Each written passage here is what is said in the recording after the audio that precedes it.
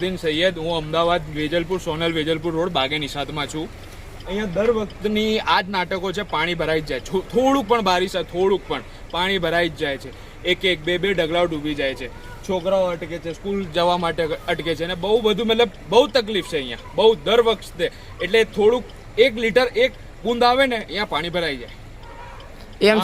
MC ની કામગીરી પર શું કહેવા માંગશો? કામગીરી અહીંયા કરતી જ નહીં. અહીંયા બ્લોક્સ નખાવાના છે, એ પણ નહીં કરતા. અહીંયા સામે જ મારો ઘર છે, દર વખતે ડૂબી જ જાય છે.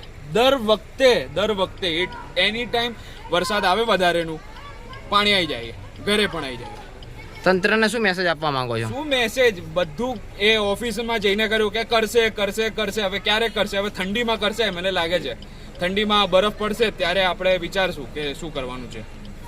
બસ બીજું તો કંઈ કહેવા લાયક નહીં. જો બૂટ બગડી ગયા. વહેલેમાં વહેલા આપણે અપીલ કરીએ છીએ કે તંત્રને કે પાણી નીકાળે તો ઓફિસ જવાય, સ્કૂલ જવાય ને કંઈ થાય. આ જો ગાડી નીકળી, આ બસ નીકળી જાય, આપણી એક્ટિવા બંધ, પછી ખર્ચાઓ આવે, પછી ખર્ચાઓ કરીએ તો એમાં પણ તકલીફ આપણને જ. તો શું કરવાનું હવે? તંત્ર વિચારે થોડું યાર, પાણીનું કરે યાર, કંઈક કરે, રોડ બનાવે, વ્યવસ્થિત કરશે યાર. કંઈ નહીં, બીજું તો હવે શું, ઉપરવાળાની કૃપા રહે તો ઉતરશે, નહીં તો તંત્ર ઉપર તો શું કરે યાર.